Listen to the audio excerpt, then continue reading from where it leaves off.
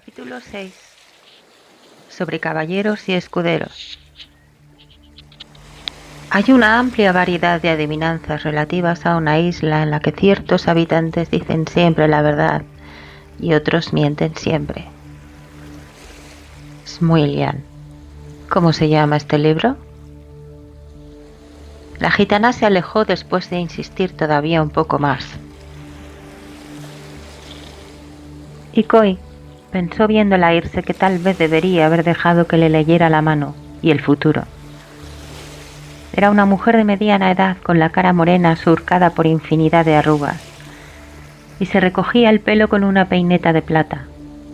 Grande, fondona, agitaba el ruedo de la falda al contonearse con gracia, deteniéndose a ofrecer ramitos de romero a los viandantes, camino de la avenida cubierta de palmeras que discurría a la espalda del castillo de Santa Catalina, en Cádiz.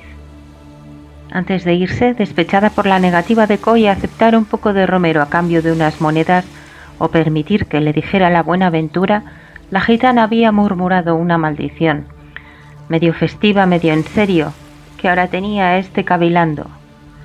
Solo hay un viaje que harás gratis. No era un marino supersticioso. En el tiempo del Meteosat y el GPS, pocos de su oficio lo eran ya, pero conservaba ciertas aprensiones propias de la vida en el mar. Quizá por eso, cuando la gitana desapareció bajo las palmeras de la avenida Duque de Nájera, Koi se contempló la palma izquierda con inquietud antes de observar a hurtadillas a Tánger, que sentada a la misma mesa de la terraza conversaba con Lucio Gamboa, director del Observatorio de San Fernando, donde los tres habían pasado gran parte del día.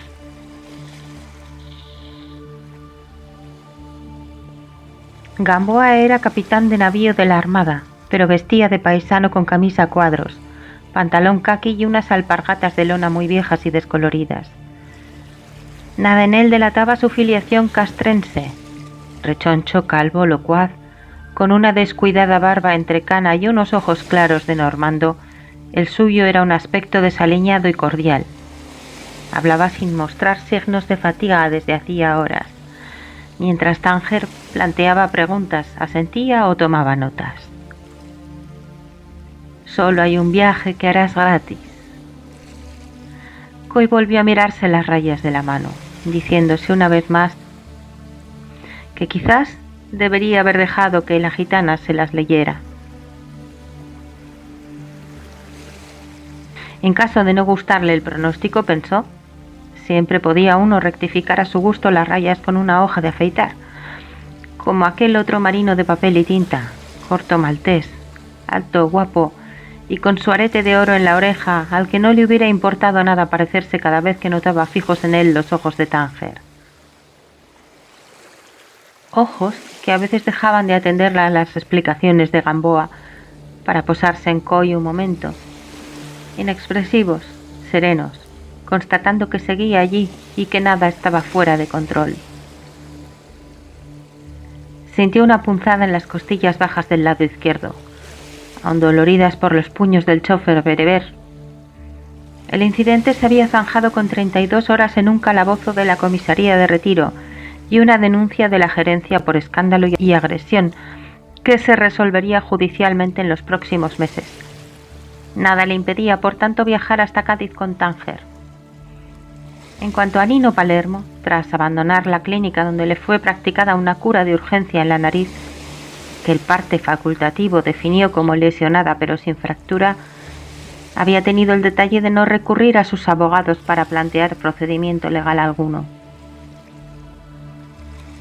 Eso distaba de ser tranquilizador, pues como dijo Tánger cuando Koi salió de la comisaría y se la encontró en la puerta esperándolo, Palermo era del tipo de gente que no necesitaba policías ni tribunales para arreglar sus asuntos.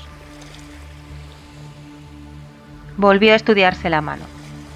A diferencia de Tánger, con aquella línea larga y precisa que le cruzaba la palma, sus líneas de la vida y de la muerte, del amor y de lo que maldito fuera todo lo demás, se entrecruzaban desordenadamente, al modo de las drizas de un velero tras una maniobra difícil con viento fuerte y marejada, como si alguien las hubiera agitado en un cubilete, echándolas después allí de cualquier manera. Así que apuntó una sonrisa hacia sus adentros. Ni la gitana más perspicaz del mundo habría sacado nada en limpio de aquello. Las claves del viaje, fuese gratis, con puntual pago de su importe, no se ocultaban en esas líneas, sino en la mirada que sentía posarse en él de vez en cuando.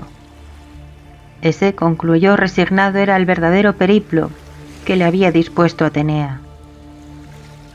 Miró bajo la mesa. Tánger tenía las piernas cruzadas entre la falda amplia y azul, y balanceaba lentamente uno de los pies calzados con sandalias de cuero.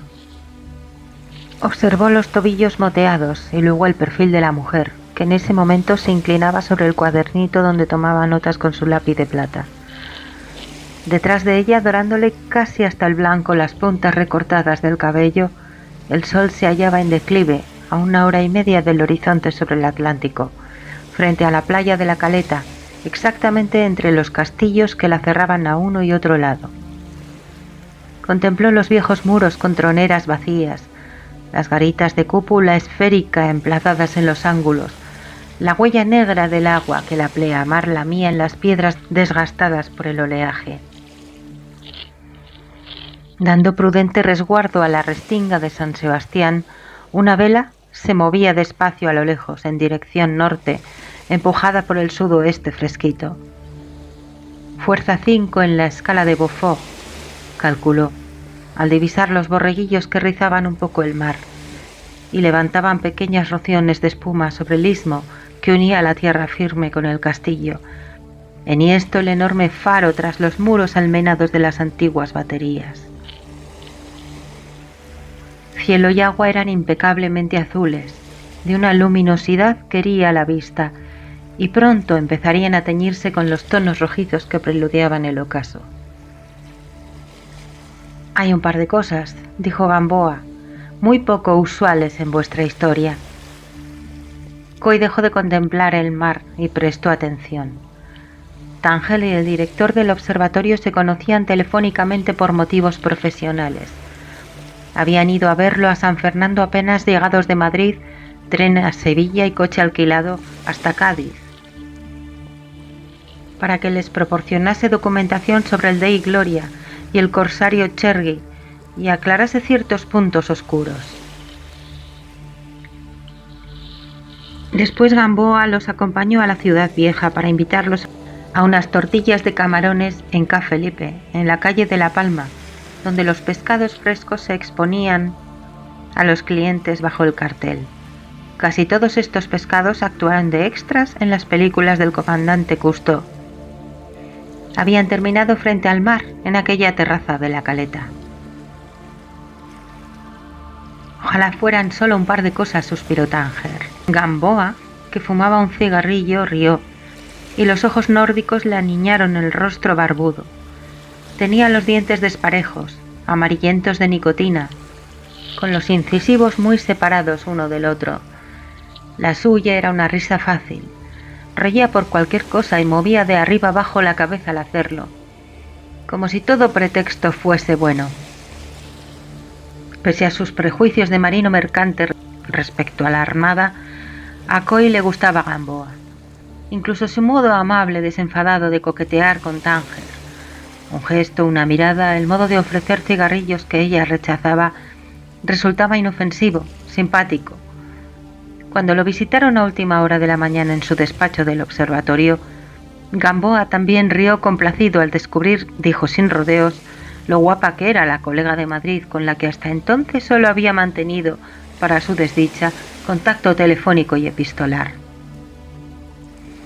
Después observó con mucho detalle a Coy antes de estrechar largamente su mano, como si el contacto le permitiera calcular el género de relación que podía existir entre su colega del Museo Naval y aquel inesperado individuo silencioso, bajo y ancho de espaldas, de manos grandes y torpe andar que la escoltaba.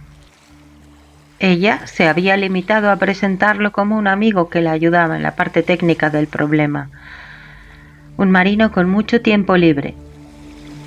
Ese bergantín, prosiguió Gamboa, venía de América sin escolta, y es extraño, porque a causa de los ingleses, los corsarios y los piratas, las ordenanzas mandaban que todo buque mercante cruzase el Atlántico en convoy. Hablaba casi siempre dirigiéndose a la mujer, aunque en ocasiones se volvía a Coy para evitar quizás que se sintiera desplazado. Supongo que no te importa, decía el gesto. No sé lo que pintas en esta historia, camarada, pero supongo que no te molesta que le hable a ella y le sonría. Hazte cargo, estáis de visita solo un rato y ella es atractiva. Marino con tiempo libre o a dedicación completa o lo que seas. Ignoro qué hay entre vosotros, pero solo quiero disfrutarla un poco. Un par de cervezas y un par de risas, ya sabes, para cargar las baterías. Es lo que pienso cobraros por mis servicios. Dentro de poco será de nuevo toda tuya, o lo que se tercie, y podrás seguir probando suerte. A fin de cuentas, la vida es breve y solo de vez en cuando te pone delante mujeres como esta. Por lo menos, a mí no me las pone. Había paz con Inglaterra en ese momento, apuntó Tánger. Quizá la escolta no era necesaria. Gamboa, que acababa de encender su enésimo cigarro, dejó escapar el humo entre los incisivos y después hizo un gesto de asentimiento. Aparte, su graduación militar era historiador naval. Antes de ser destinado al observatorio había estado a cargo del patrimonio histórico de la Armada en Cádiz. Puede ser una explicación, concedió, pero sigo viéndolo extraño. En 1767 Cádiz tenía el monopolio del comercio americano. No fue hasta 11 años después que Carlos III, con la cédula de liberalización comercial, cambió la norma que designaba Cádiz como único puerto al que se podía venir en rumbo directo desde América. Así que el viaje de ese bergantín desde La Habana tuvo algo de ilegal, si tomamos las órdenes reales al pie de la letra, o al menos de irregular. Dio 2 largas chupadas al cigarrillo, reflexivo. Lo normal es que antes de seguir viaje a Valencia, o a donde quiera que fuera su destino final, hubiese hecho escala aquí, otra chupada. Y por lo visto no la hizo. Tánger tenía una respuesta para eso. De hecho, había comprendido que hoy parecía tener respuestas para casi todo. Era como si, más que indagar nuevos datos, procurase confirmar los viejos. El de Gloria, explicó ella, se beneficiaba de un estatus especial. No olvides que pertenecía a los jesuitas, y estos conservaban ciertos privilegios. Sus barcos tenían exenciones particulares, navegaban América y Filipinas con capitanes, pilotos, derroteros y cartas náuticas de la compañía, y se rodeaban de lo que hoy podríamos llamar opacidad fiscal. Esa fue una de las cuestiones que se manejaron contra ellos en el proceso de expulsión que se preparaba en secreto. Gamboa la escuchaba muy atento. ¿Con que los jesuitas, Exacto. Eso explicaría varias cosas inexplicables. Ella ha pasado muchas horas, se dijo Coy, en esa casa que conozco, frente a las vías de la estación de Atocha, dándole vueltas a eso. Ha pasado días y meses tumbada en aquella cama que entreví alguna vez, sentada ante la mesa cubierta de libros y documentos, atando cabos en su cabeza impasible como quien juega al ajedrez, con los siguientes movimientos previstos de antemano. Trazando rumbos que nos incluyen a todos. Estoy convencido de que esta conversación, este tipo barbudo y sonriente, este paisaje de la caleta y tal vez hasta la hora de la marea alta y la marea baja, ya los había calculado con antelación. Lo único que hace ahora es arranchar bien el barco, trincar hasta el último detalle antes de hacerse a la mar, porque ella es de las que no olvidan nada en tierra. Quizá no haya navegado nunca, pero tengo la certeza de que en su imaginación ya bajó docenas de veces al pecio del Dei Gloria. De cualquier modo, dijo Gamboa, es una lástima que no tengamos más documentación. Se volvió un poco a Coy. El archivo de Cádiz es el único que no fue enviado al Archivo General de Marina del Viso del Marqués, donde se centralizaron casi todos los documentos importantes que había en el Ferrol y Cartagena, posteriores a lo conservado en el Archivo de Indias de Sevilla. Aquí un almirante tozudo se negó a desprenderse de él. Resultado: el fondo documental completo se quemó en un incendio, con todos los papeles de los siglos XVIII y XIX, incluidas algunas planchas originales de la cartografía de Tofiño. En ese punto Gamboa dio otra chupada al cigarrillo y soltó una carcajada jovial dirigida a Tánger.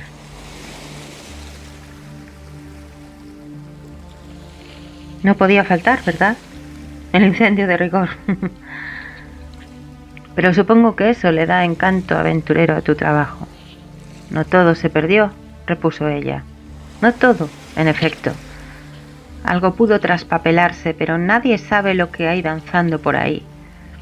Los planos del Dei Gloria, por ejemplo, estaban olvidados en un sitio inimaginable, bajo montones de papeles polvorientos, en el pañol de instrumentos náuticos del arsenal de la Carraca, entre material de barcos desguazados, cuadernos de bitácora, cartas y un sinfín de cosas sin catalogar.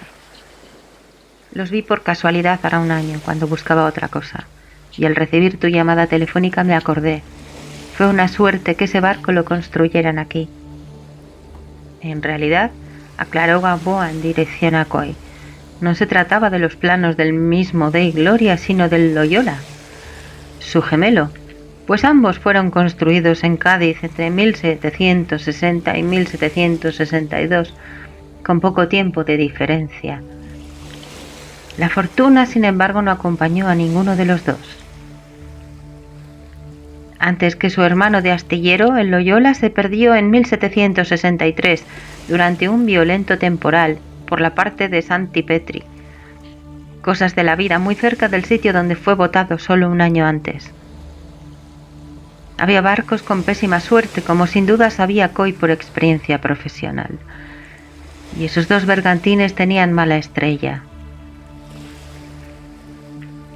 Le había proporcionado a Tánger copia de los planos tras mostrarles las dependencias del observatorio, la fachada blanca con las columnas y la cúpula que reverberaba bajo el sol, los pasillos encalados con los antiguos instrumentos en vitrinas, los libros de náutica y astronomía, la línea en el suelo que indicaba el lugar exacto del meridiano de Cádiz, y la magnífica biblioteca de maderas oscuras y estantes repletos. Allí, sobre una mesa vitrina que contenía obras de Kepler, Newton y Galileo, el viaje a América Meridional y las observaciones de Jorge Juan y Antonio de Ulloa y otros libros sobre las expediciones dieciochescas para medir un grado de meridiano, Gamboa había desplegado planos y documentos. Algunas copias estaban destinadas a Tánger y el resto, originales de difícil reproducción, fueron fotografiados por ella uno tras otro, con una pequeña cámara que sacó del bolso de cuero.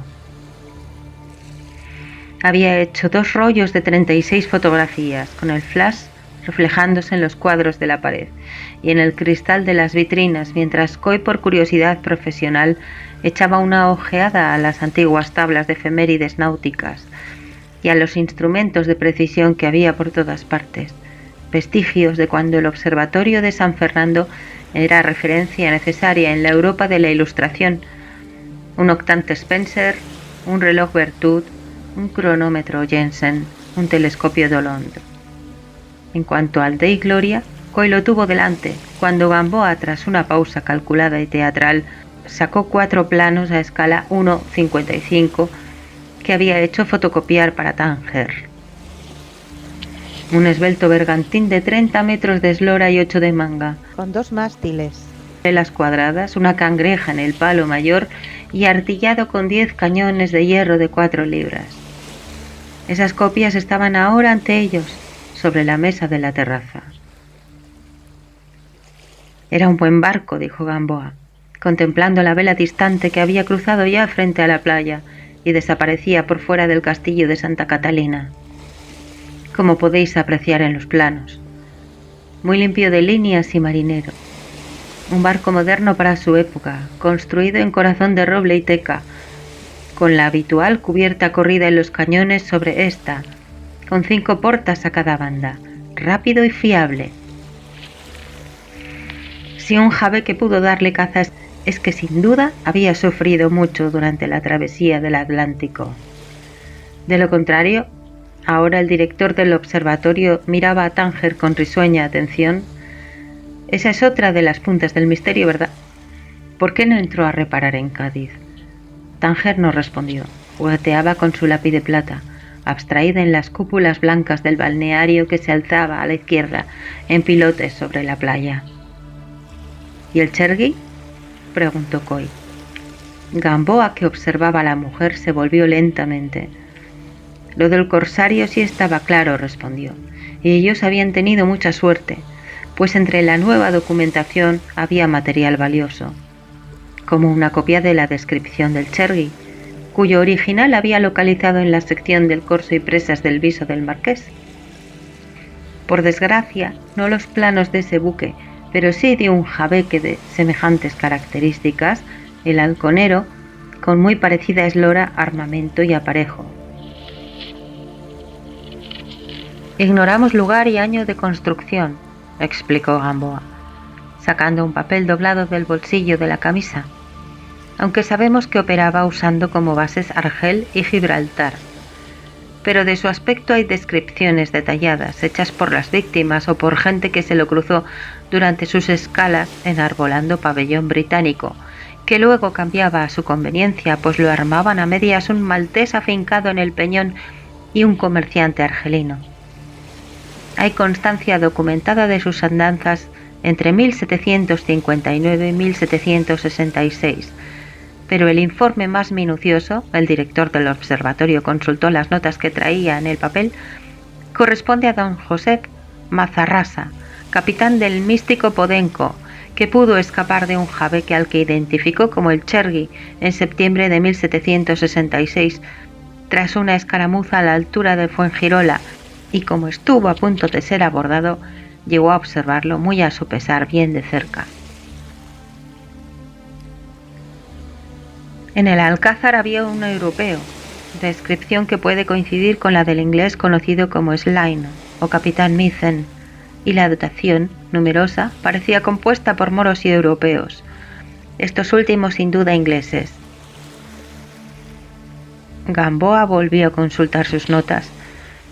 El Chergui era un jabeque de botalón y clásica toldilla alta a popa, con los palos mayor y mesana aparejados de polacra, y el trinquete con vela latina, bastante rápido entre los de su clase, de unos 35 metros de eslora y 8 o 9 de manga.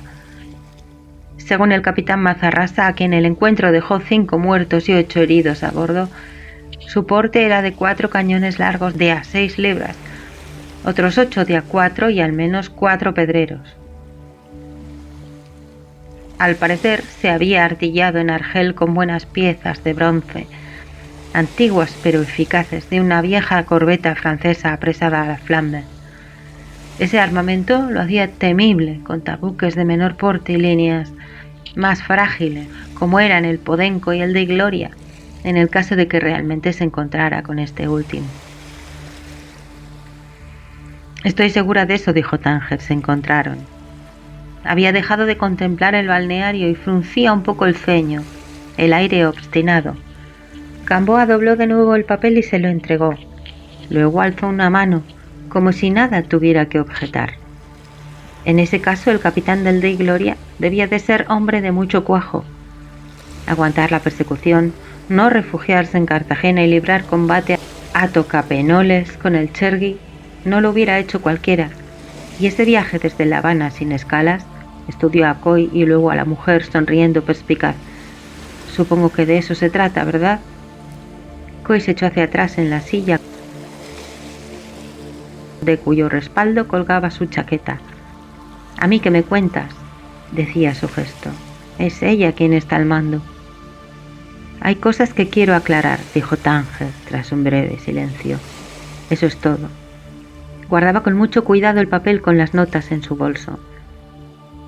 Gamboa le dirigió una mirada penetrante. Por un momento la expresión plácida del director del observatorio pareció perder la inocencia. «Un bonito trabajo, de cualquier modo», apuntó, cauto. «Además, tal vez había a bordo no sé.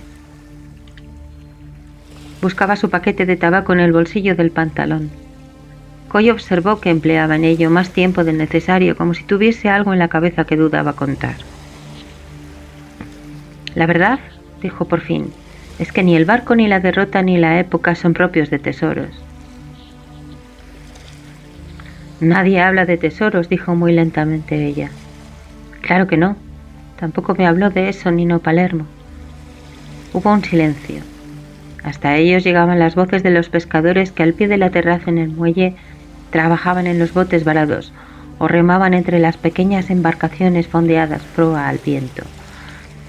Un perro corría por la playa, persiguiendo con ladridos a una gaviota que planeó impasible antes de alejarse en dirección a mar abierto. ¿Ha estado aquí Nino Palermo? Tánger miraba alejarse la gaviota y su pregunta solo surgió cuando el ave estuvo muy lejos. Gamboa se inclinaba a encender un nuevo cigarrillo, protegiendo la llama del mechero con el cuenco de las manos. La brisa se llevó el humo de entre sus dedos mientras los ojos claros chispeaban, divertidos. Claro que he estado aquí, a tirarme de la lengua, como vosotros. El sudeste había refrescado un par de nudos, calculó Coy, lo justo para levantar salpicaduras de espuma en la escollera que discurría al pie de la antigua muralla, al sur de la ciudad. Gamboa contaba su historia despacio, recreándose en la suerte. Era obvio que disfrutaba de la compañía y no tenía prisa. Fumaba y caminaba entre sus dos acompañantes, demorándose de vez en cuando para echar un vistazo al mar, a las casas del barrio de la Viña, a los pescadores que inmóviles junto a sus cañas sujetas entre las piedras contemplaban el Atlántico. Vino a verme hace cosa de un mes. Llegó como vienen ellos, todo muy ambiguo, con muchas cortinas de humo, preguntando por el barco tal y el documento cual. Cosas diversas que impiden hacerse idea exacta de lo que realmente buscan.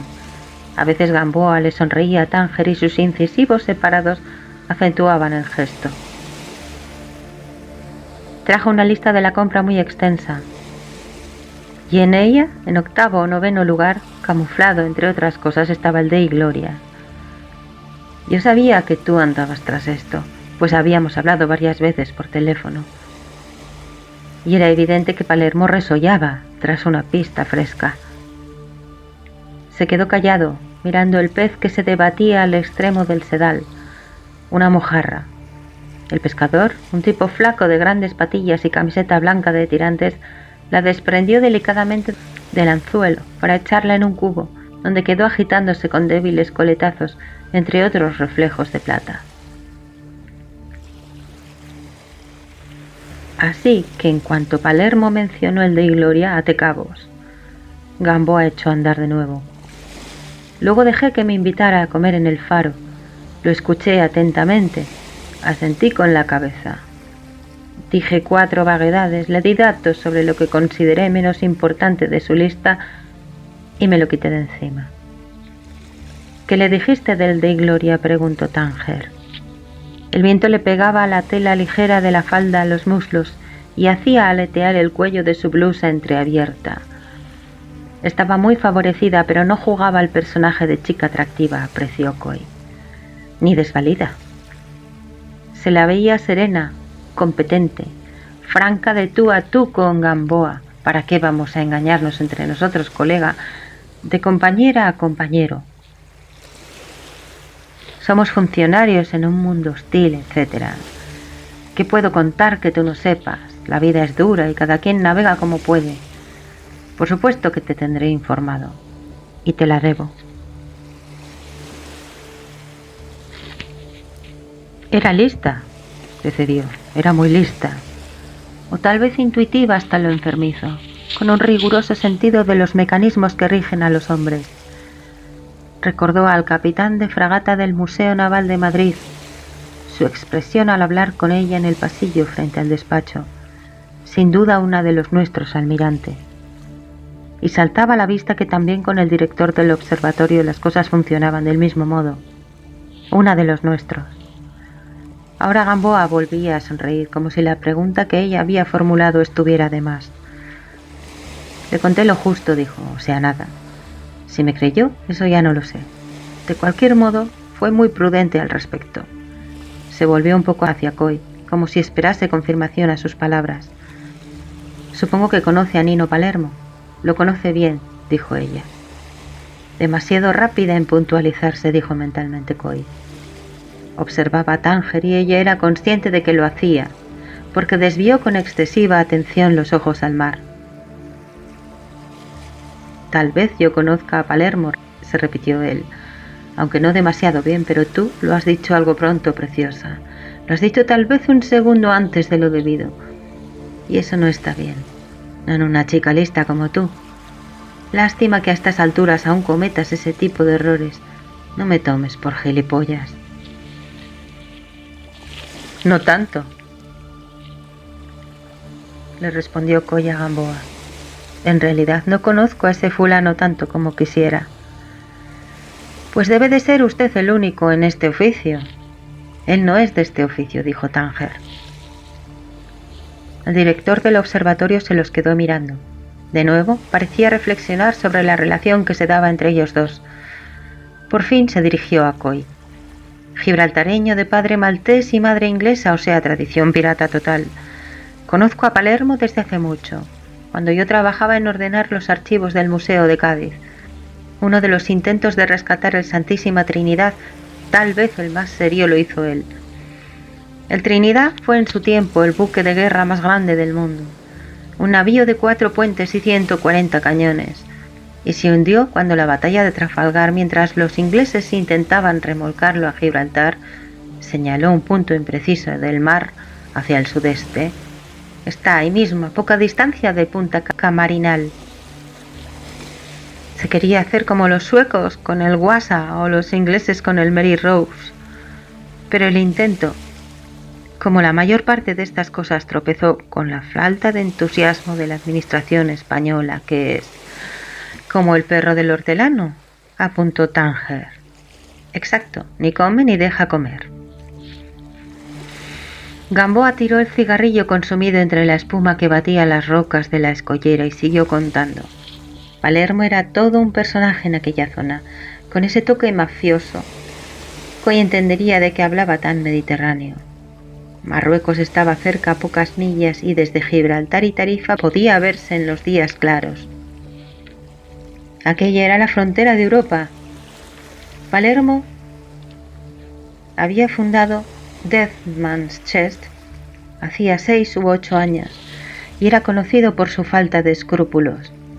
Tenía intereses en Ceuta, Marbella y Sotogrande y trabajaba con gente peligrosa de ambos lados del estrecho.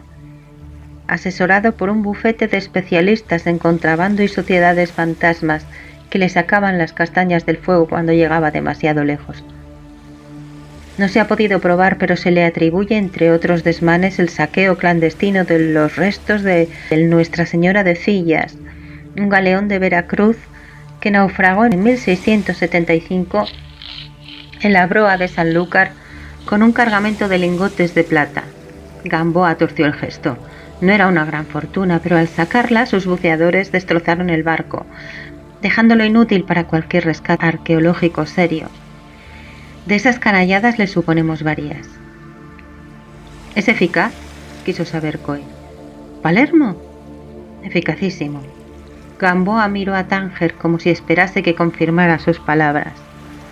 Pero ella permaneció en silencio. Tal vez el mejor de los que vemos moverse por aquí. Ha trabajado en naufragios de todo el mundo e hizo dinero combinando esa actividad con el reflotamiento y desguace de buques hundidos. Hace tiempo quiso asociarse a uno de los intentos de la gente del Fisher, con quien estuvo de buzo en el rescate de la Tocha. Pretendían hacer una campaña en la desembocadura del Guadalquivir, donde calcularon 80 naufragios de barcos que iban a descargar a Sevilla con más oro dentro que el Banco de España. Pero esto no es Florida, faltó la autorización oficial. También hubo otros problemas. Palermo es de los que defienden la doctrina clásica de los cazadores de tesoros, ya que el trabajo lo hacen ellos y el Estado solo pone los permisos. 8/10 partes del beneficio deben ser para el rescatador. Pero en Madrid dijeron que ni hablar, y tampoco hubo suerte con la Junta de Andalucía.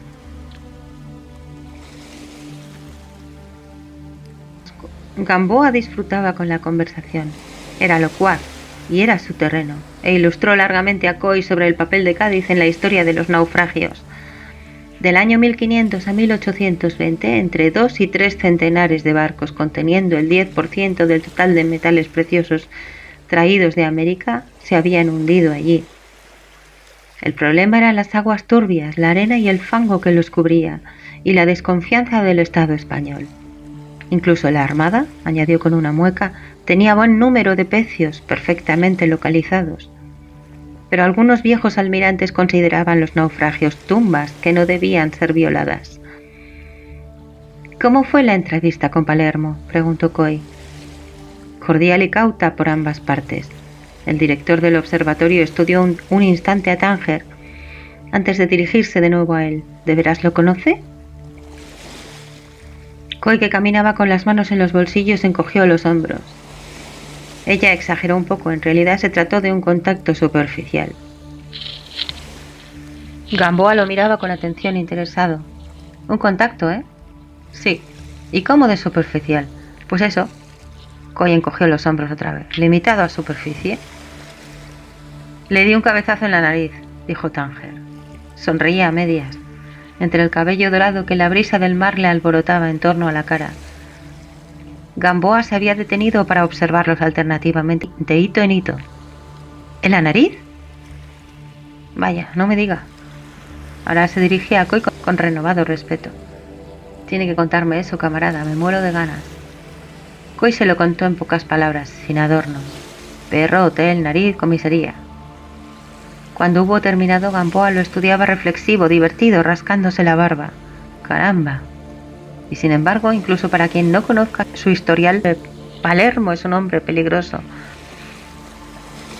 Y además está esa mirada que lo desconcierta o no. Porque no sabes de qué ojo ocuparte. Se quedó observando otra vez a Coy, como si evaluara su capacidad de golpear las narices de la gente.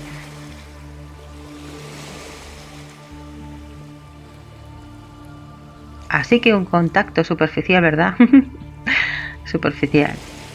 Todavía rió un poco más, mientras Coy estudiaba a Tánger y ella le sostenía la mirada, aún con la sonrisa en la boca. Celebro que alguien le haya dado una lección a ese cabrón arrogante, dijo al fin Gamboa, cuando echaron a andar otra vez. Ya os he contado que se dejó caer por aquí como hacen ellos, humo y pistas falsas. Cayos de Florida, Zahara de los Atunes, Santipetri, Bajos del Chapitel y del Diamante, incluso la Ría de Vigo y sus famosos galeones. Habían dejado el mar a la espalda y se adentraban por las viejas calles cercanas a la catedral, junto a la torre de ladrillo y los muros de la iglesia de Santa Cruz. La plaza bajaba en cuesta, con un Cristo en una hornacina y faroles, geranios y persianas en los balcones de casas muy antiguas, cuyo encalado, como el de casi toda la ciudad, se desconchaba por el viento y la humedad del mar próximo. Allí casi todo eran sombras y la luz poniente se retiraba sobre los tejados.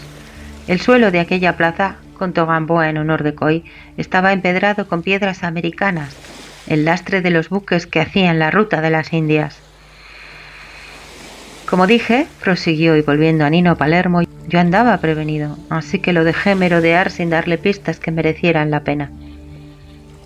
Te lo agradezco, dijo ella. No fue solo por ti.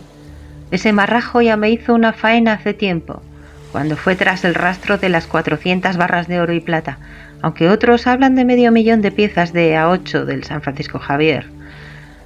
Pero en esos casos, en vez de montar un escándalo que no beneficia a nadie, lo mejor es no darse por aludido y guardarla. Arrieros somos.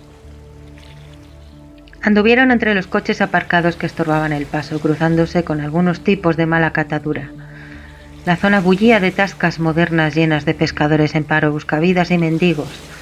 Un joven con zapatillas de deporte y aspecto de correr muy rápido los 100 metros lisos fue siguiéndolos un trecho, pendiente del bolso de Tánger, hasta que Coy se volvió, plantándose en mitad de la calle con cara de malas pulgas, y el muchacho decidió cambiar de aires. Prudente Tánger mudó el bolso de sitio. Ahora lo sostenía contra el costado. ¿Qué es lo que Palermo te pidió exactamente? Gamboa se detuvo a encender el cigarrillo que ella y Coy acababan de rechazar. El humo escapó entre la cazoleta de sus dedos. Lo mismo que tú. Buscaba planos. Guardé el mechero, volviéndose hacia Coy. En cualquier trabajo sobre naufragios los planos son importantísimos. Con ellos puede estudiarse la estructura del barco, calcular medidas y todo lo demás.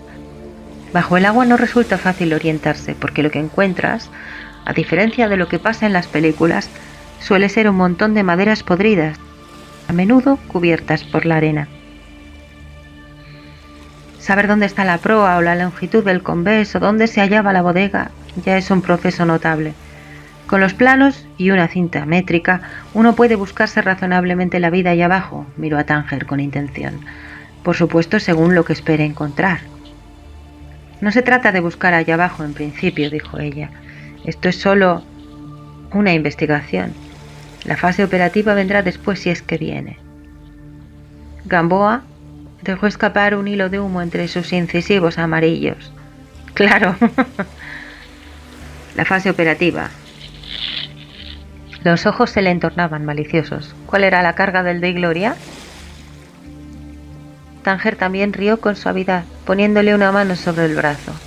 Algodón, tabaco y azúcar de La Habana, lo sabes de sobra. Ya.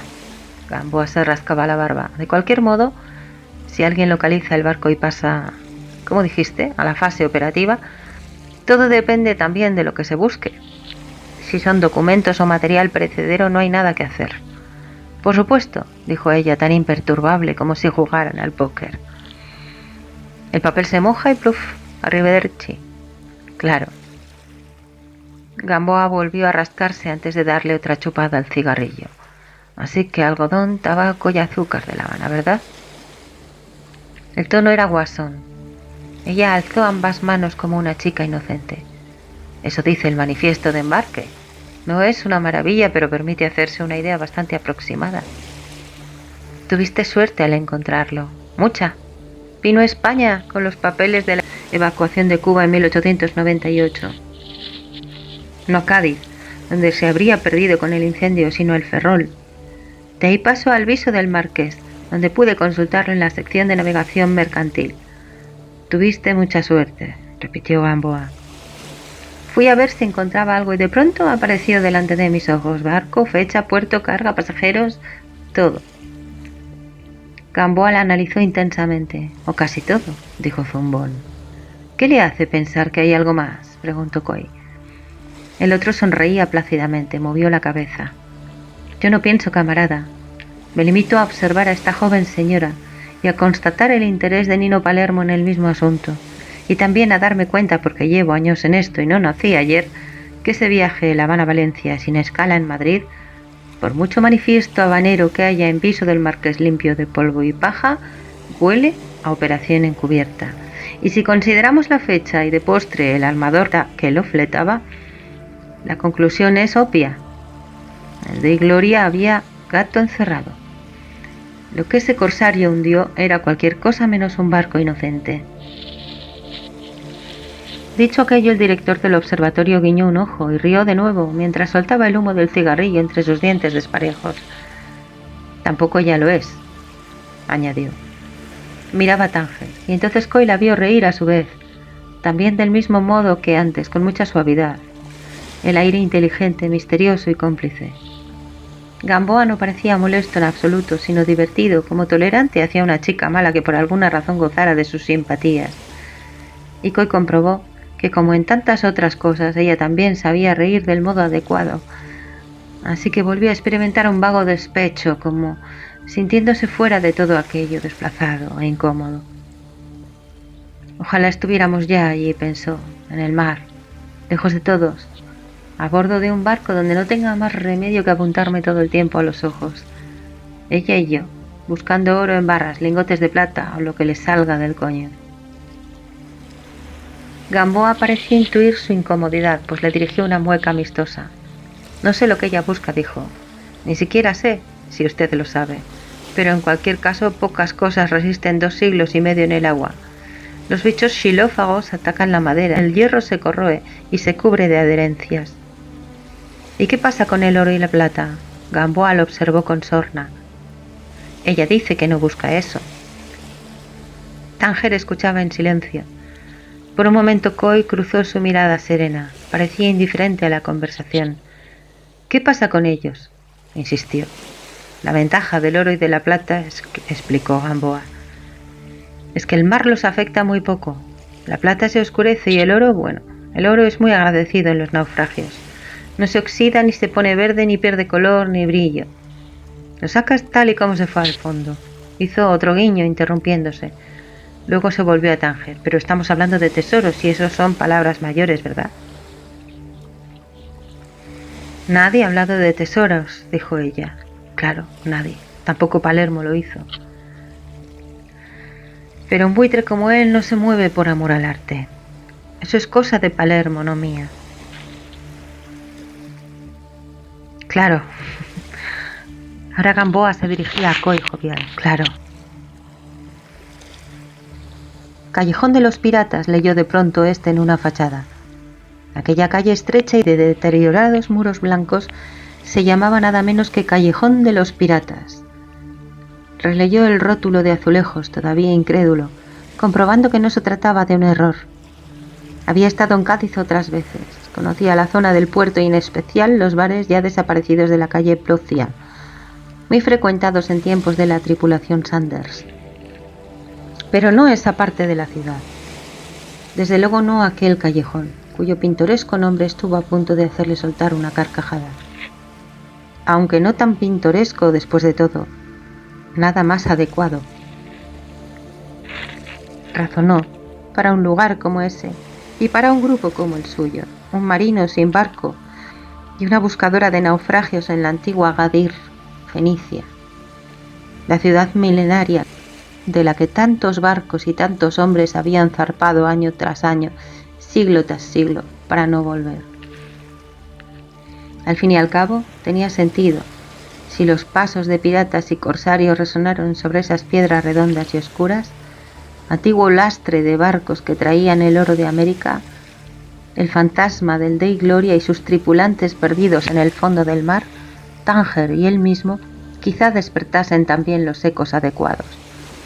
Tal vez lo que parecía relegado a ciertas páginas e imágenes, territorio de infancia, ámbito exclusivo de los sueños, aún fuese posible de algún modo.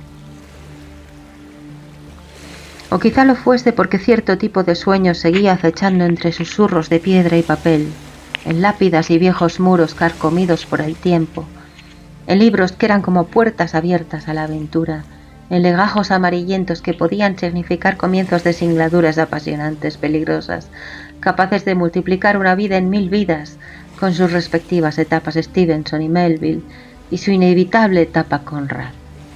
He navegado por océanos y bibliotecas. Había leído una vez, mucho tiempo atrás, en algún sitio. También pudiera ser simplemente que todo aquello fuese abordable de una forma determinada, y no de otra, porque había una mujer que le daba sentido.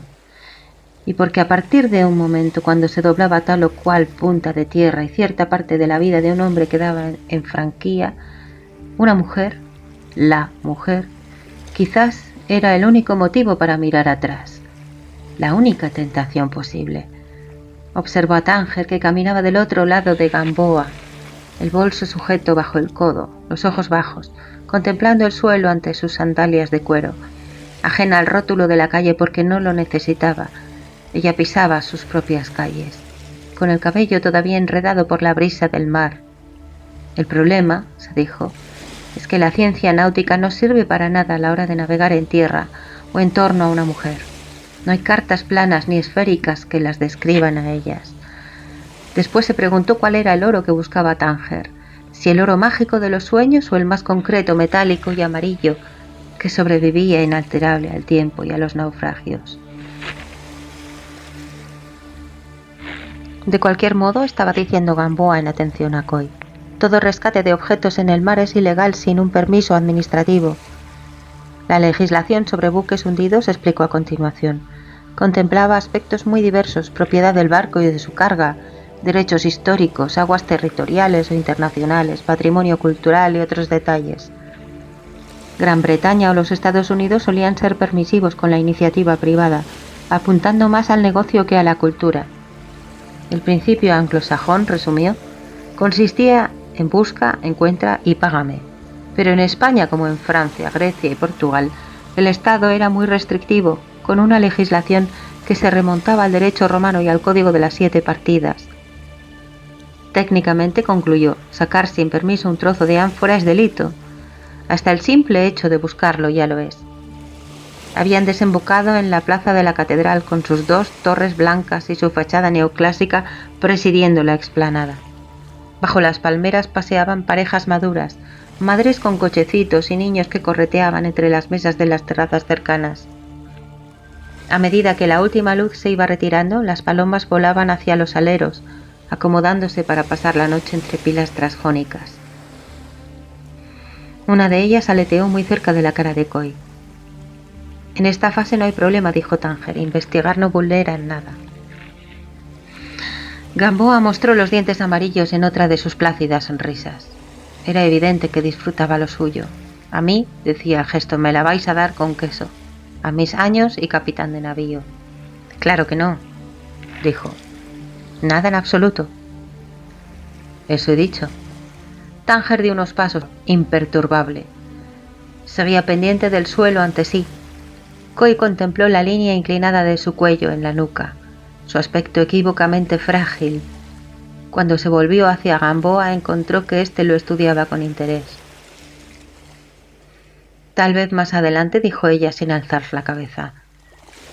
Si obtenemos resultados, podemos proponer un plan de prospecciones serias. Coy oyó a Gamboa reír por lo bajo. Seguía mirándolo a él. Eso si Palermo no se adelanta. No se adelantará. Pasaron frente a un antiguo caserón de paredes decrépitas, con un balcón de hierro oxidado sobre la puerta principal. Coy leyó la placa de mármol atornillada en un muro. Falleció en esta casa don Federico Gravina y Napoli, capitán general de la Real Armada, de resultas de la herida que recibió a bordo del navío Príncipe de Asturias en el memorable combate de Trafalgar. Me encantan las chicas seguras de sí mismas, estaba diciendo Gamboa. Coy se volvió a observarlo. Había hablado para él, no para ella, y no le gustó la ironía amistosa que apuntaban los ojos de Normando. Tú sabrás en lo que andas, decían. En cualquier caso, lo sepas o no lo sepas, si yo me hallara en tu camisa andaría con ojo camarada. O sea, avante despacio y escandallo. Aquí hay pocas brazas bajo la quilla y piedras por todas partes, y salta a la vista que esta mujer sabe lo que busca, pero dudo que lo tengas tú igual de claro. Solo hay que comparar sus palabras y tus silencios. Solo hay que verte la cara a ti y verle la cara a ella. Se habían despedido de Gamboa y caminaban por el casco viejo de la ciudad, buscando un sitio donde comer un bocadillo. El sol estaba oculto desde hacía rato, dejando un rastro de claridad en el oeste tras los tejados que se escalonaban hacia el Atlántico. Este era el sitio, dijo Tánger. Desde que estaban de nuevo solos, su actitud parecía distinta, más relajada y natural, como si bajase una guardia imaginaria. Ahora conversaba, parándose de vez en cuando para señalar este o aquel lugar. Colgado del hombro el bolso y sujeto bajo el codo, oscilante la amplia falda azul con la cadencia de sus pasos, por los callejones de paredes arruinadas. Cuando se volvía a mirarla, él veía relucir la luz indecisa de las farolas en sus iris oscuros. Aquí estaba el castillo de guardia marinas, dijo ella. Se habían detenido en una calle en cuesta que ascendía hacia el teatro romano y la antigua muralla, junto a unos muros arruinados en los que se apoyaban columnas de piedra y 2 arcos ojivales que no sostenían ya techo alguno. Había un tercer arco de medio punto algo más arriba, haciendo de embocadura un estrecho callejón. Olía a aire salobre del mar cercano que podía oírse batir las murallas tras los edificios, y también a piedra vieja, a orín y a suciedad. Olía, se dijo Coy, como los viejos rincones de los puertos en decadencia, aquellos que aún no se hallaban iluminados por baterías de luces halógenas al extremo de torres de cemento. y por donde la tecnología y el plástico parecían haber pasado de largo, enquistándolos en tiempos muertos como el agua inmóvil al pie de los muelles. Entre gatos y cubos de basura, faroles rojizos, puntas de cigarrillos en la sombra, botellas rotas en el suelo, cocaína a buen precio, mujeres a tanto el cuarto de la hora, la cama aparte. Ni siquiera el puerto de Cádiz, al otro lado de la ciudad, tenía ya nada que ver con todo aquello. Y los antiguos burdeles y pensiones eran ocupados ahora por bares y hostales respetables. No había mondas de plata junto a los tinglados y las grúas, ni tripulantes borrachos que buscaban su barco al amanecer, ni patrullas de policía naval, ni marineros yanquis apuñalados en una esquina. Esos mercenarios quedaban desplazados a otros lugares del mundo. Incluso allí las cosas eran diferentes. Todavía quedaban sitios como Buenaventura, con sus calles estrechas, los puestos de frutas, el bar Bambú, los burdeles y las mestizas con trajes tan ajustados y ligeros que parecían pintados sobre sus cuerpos. O Guayaquil, con sus cócteles de langostinos y las iguanas trepando por los árboles en el centro de la ciudad, al ritmo de las campanadas de los 4 relojes de la catedral y las tediosas guardias nocturnas, con una linterna y una pistola de bengalas al cinto en previsión de asaltos piratas. Pero esas eran las excepciones. Ahora, en su mayor parte, los puertos estaban lejos del centro de las ciudades y se habían convertido en explanadas de aparcar camiones.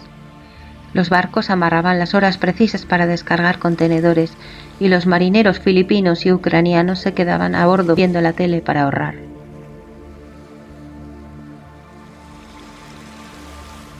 Por donde ahora tenemos los pies pasaba el primer meridiano de Cádiz, explicó Tánger.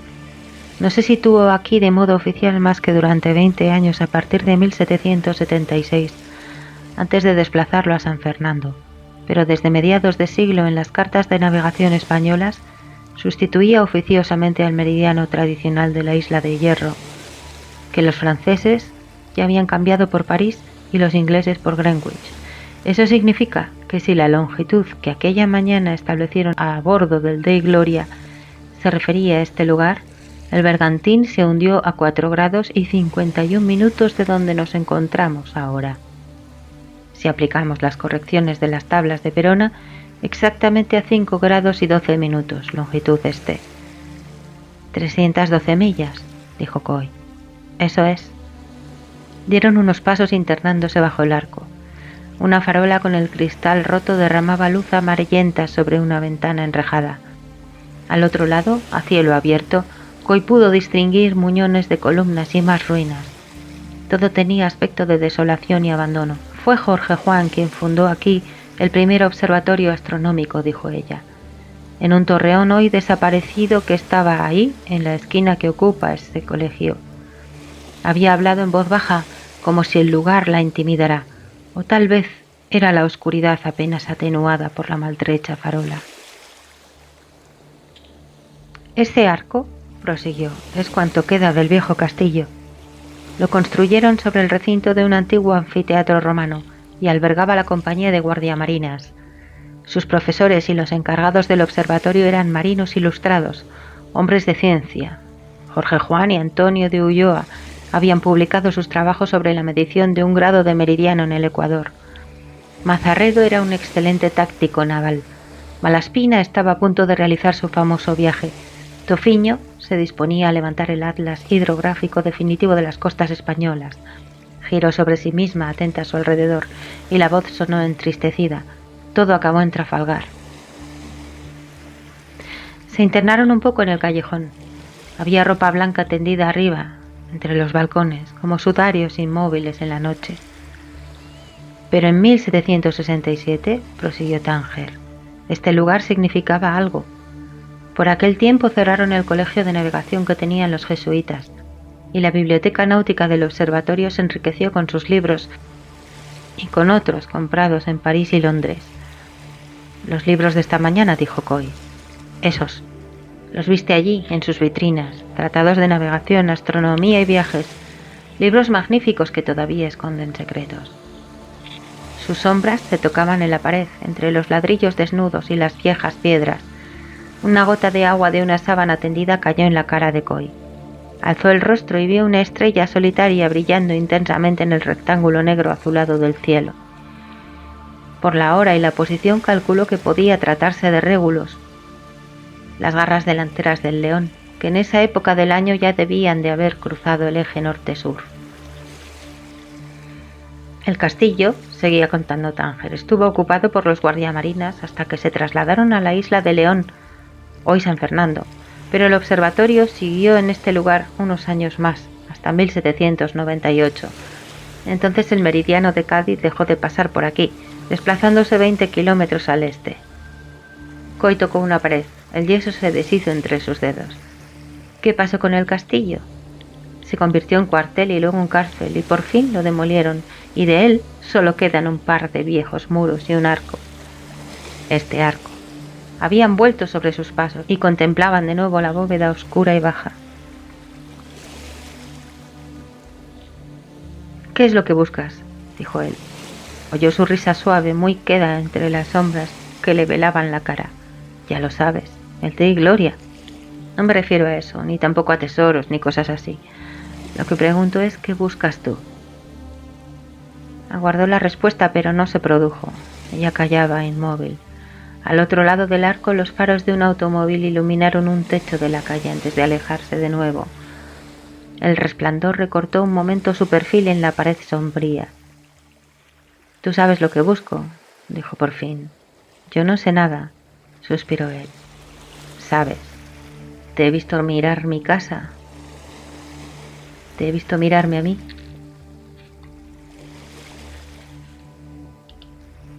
«No juegas limpio». «¿Y quién lo hace?»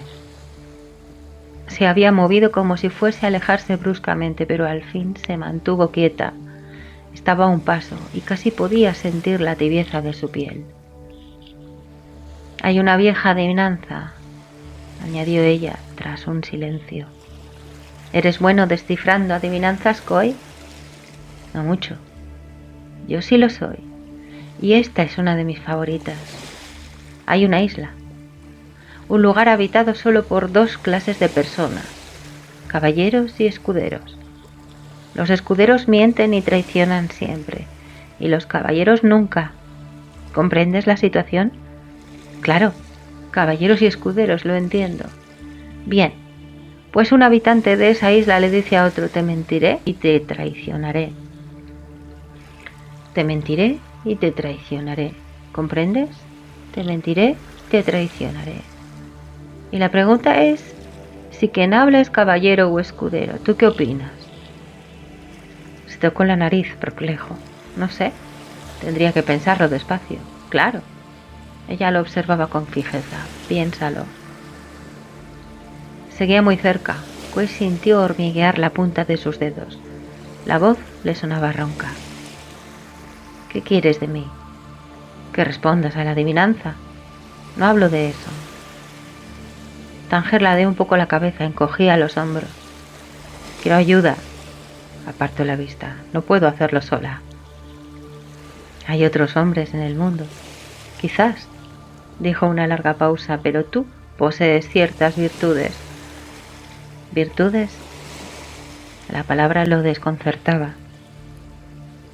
Intentó responder algo, mas encontró su mente en blanco. Creo que... Se quedó en eso, la boca entreabierta, frunciendo el ceño en las sombras. Entonces Tánger habló de nuevo. No eres peor que la mayor parte de los hombres que conozco. Y tras una corta pausa añadió, y eres mejor que algunos de ellos. No es esta la conversación, pensó él, irritado. No era esa la conversación que deseaba mantener en aquel momento. No lo era en absoluto y en realidad decidió no quería mantener conversación alguna. Era mejor estar callado junto a ella, adivinando la tibieza de su carne moteada. Era mejor resguardarse a sotavento de los silencios, aunque ese, el del silencio, fuese un lenguaje que Tánger dominaba mucho más que él. Un lenguaje que ella hablaba desde hacía miles de años. Se volvió comprobando que lo observaba. Había dos reflejos azul marino en mitad de su rostro, bajo la mancha clara del cabello.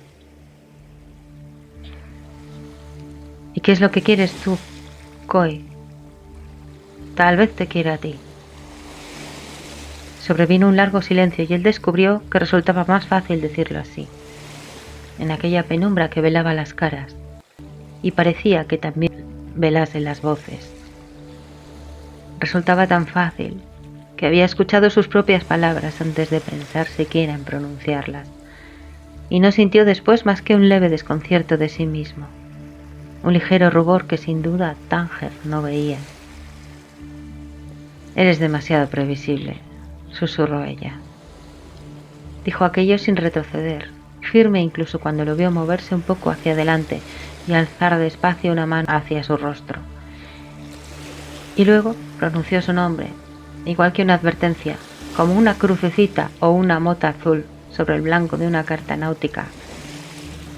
Koi, dijo, y luego repitió, Koi. Pero este movió suavemente la cabeza a un lado y otro de un modo muy lento y muy triste. Iré contigo hasta el final, dijo él. Lo sé. En ese momento, a punto ya de rozarle el cabello, miró por encima del hombro de ella y se detuvo.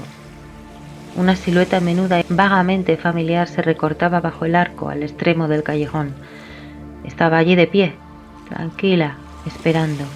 Entonces los faros de otro automóvil iluminaron fugazmente la calle. La sombra osciló bajo el arco de pared a pared y Koi reconoció sin dificultad al enano melancólico.